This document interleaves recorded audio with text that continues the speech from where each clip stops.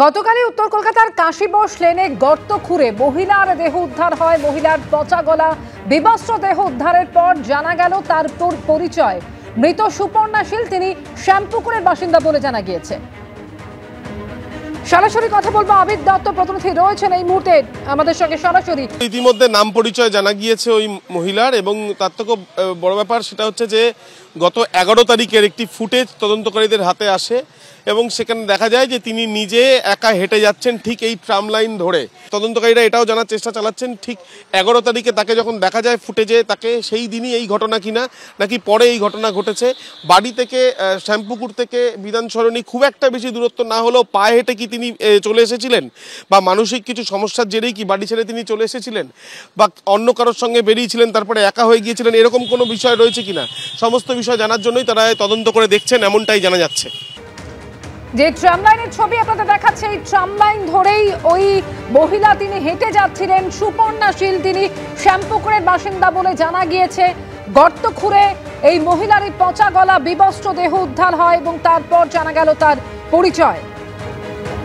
CCTV ক্যামেরায় ধরা পড়েছে তিনি নিজেই রাস্তায় খোঁড়া গর্তের দিকে গিয়েছিলেন এবং কোনোভাবে পড়ে গিয়েই মহিলার মৃত্যু হয়েছে বলে পুলিশ অনুমান করছে।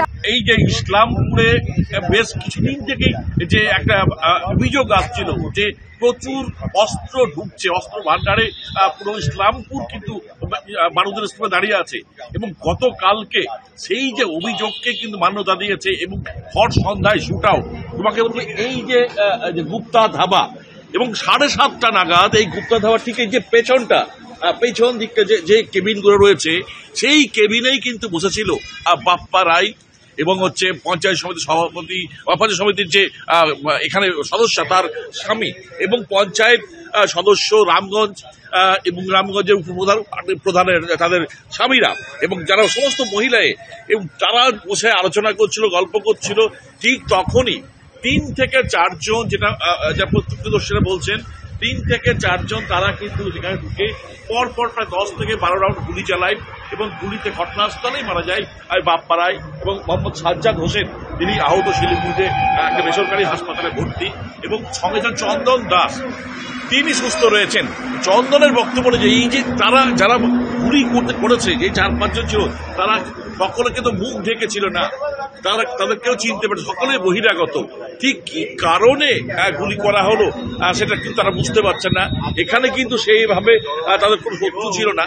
কিন্তু একটা জিনিস পরিষ্কার, স্থানীয়রা আড়ালে আপনারা বলছেন যে এখানে এই যে বাপি একটা বিশেষ করে ঠিকাদারি কাজ করতো, বিশেষ করে সাজ্জাদ হোসেন, যারা তার ঠিকাদারি কাজ করতো পঞ্চায়েতের সঙ্গে যুক্ত, তাদের স্ত্রীরা যুক্ত থাকায়, ফলে কোনো কাজই তাদের বাদ দিয়ে করা সম্ভব ছিল না।